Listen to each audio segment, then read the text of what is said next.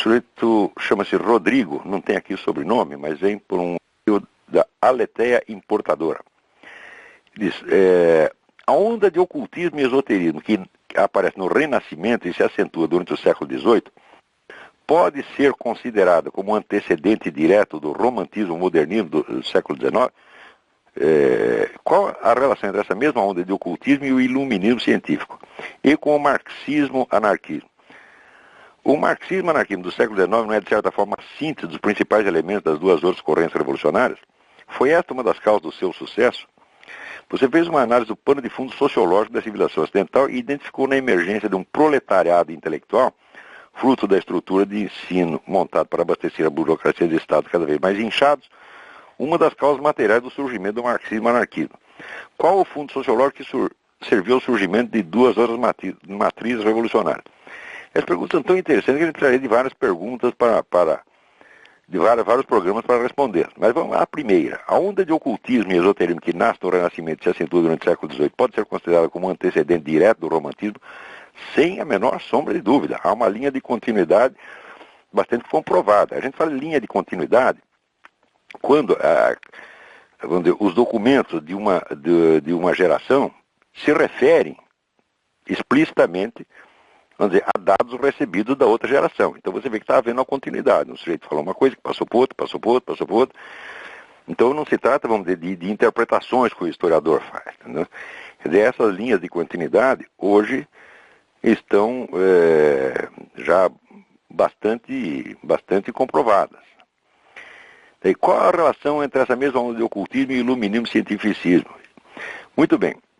O iluminismo, a imagem, vamos dizer, popular dele, que é o império da razão científica, tá certo? E é contra todas as formas de obscurantismo. Mas isso é apenas anúncio, isso é apenas propaganda. Quando você vai estudar a história mesmo, você vê que é uma das épocas mais profundamente imersas em ocultismo, bruxaria, sociedades secretas, rituais esquisitíssimos, iniciações. Aliás, é uma época em que essas coisas proliferaram no mundo de uma maneira assombrosa, né? Existe um autor chamado Jocelyn Godwin que tem estudado isso muito bem.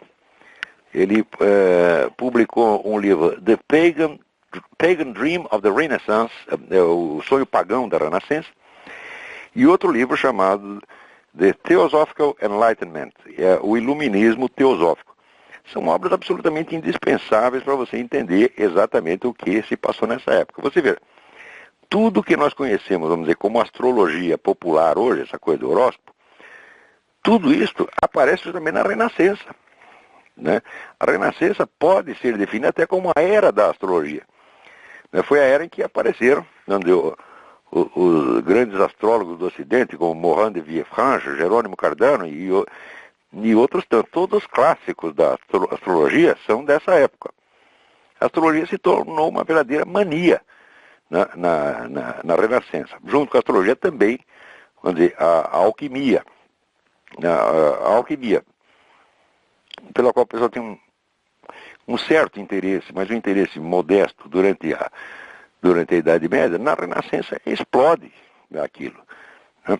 E tudo isso passa da Renascença, vamos dizer, para o Iluminismo. Na época do Iluminismo, então, era a mania dos fluidos animais, né, do tal do Anton Mesmer, e foi quando começam, vamos dizer, as primeiras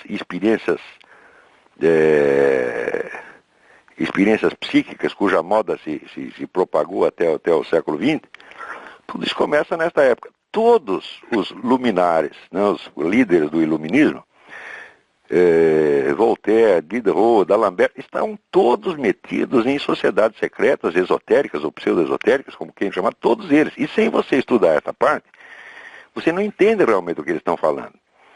Porque muito, vamos dizer, da imagem externa de racionalismo, de cientificismo, etc., é apenas uma fachada. Quer dizer, é uma ideologia criada, vamos dizer, para de certo modo encantar as pessoas e encobrir até a parte irracional da história. Na parte irracional você existe, por exemplo, uma seita que foi terrivelmente influente nesta época, é de um sujeito chamado Sebastian Frank. Sebastian Frank era um sujeito que meteu na cabeça que o objetivo dele na vida era esculhambar com o judaísmo. Tá certo? Então, para isso, ele criava um pseudo-judaísmo, tá certo? Que era praticado pelos membros da sua sociedade secreta, ao mesmo tempo que, publicamente, alguns deles mantinham uma identidade de judeus ortodoxos e outros passavam para o cristianismo. Ele queria esculhambar, na verdade, o judaísmo e o cristianismo, mas o judaísmo era mais fácil porque era mais pequenininho, tá, né? Então é curioso você ver que tudo o que mais tarde veio a acontecer na Igreja Católica, né, sobretudo nos anos 60, com essa tremenda infiltração do comunismo, né, dentro da Igreja, que hoje já é uma coisa comprovada, sobretudo nos livros desse historiador Ricardo de la Sierva. Tudo isso que a Igreja passou nos anos 60 do século XX, o judaísmo já tinha passado 150 anos antes, 150 anos ou mais, graças sobretudo a esta seita desse senhor, Sebastian Frank. Né? Você vê, por que hoje em dia existe essa expressão judeu ortodoxo? Veja, até o século XVIII, XIX não existia judeu ortodoxo, ou era judeu ou não era. Daí os caras começaram a inventar um judaísmo fake, tá certo? E esse judaísmo fake começa a se alastrar para todo quanto é lado e os judeus ficam isolados e começam a ser carimbados de ortodoxos. Né? Então, por exemplo, nesta seita você tinha rituais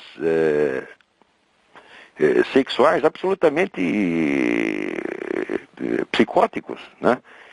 Esse Sebastian Frank, ele emprestava a mulher dele para os outros transarem com ela para fins de iniciação. O sujeito era um tarado completo, né? Então, toda esta parte obscura do iluminismo, que constitui 98% dele, é geralmente ignorado pelo público. O pessoal tem essa ideia ingênua, né, de que era a época da razão e das luzes, etc, etc. Existe um livro muito interessante. Espera um minutinho, eu vou pegar o livro aqui e dizer para você. Vou dar uma indicação preciosa aqui.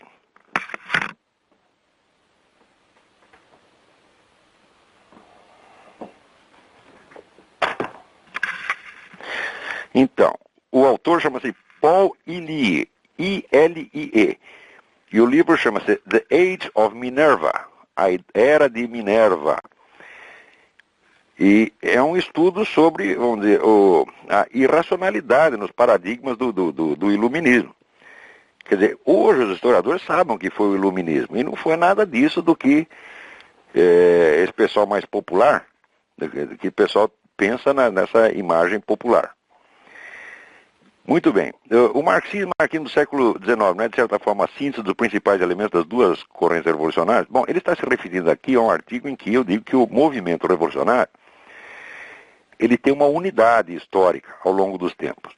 Essa unidade histórica se comprova, vamos dizer, pelas linhas de influência passadas de geração em geração. Como eu disse, através dos documentos, onde uma geração conscientemente se reporta à anterior, criticando, endossando, complementando e prosseguindo de algum modo. Então, esta linha comprova a existência de 3 ondas do movimento revolucionário. A primeira seria o iluminismo. Na verdade, a primeira teria sido o messianismo, né, que aquelas seitas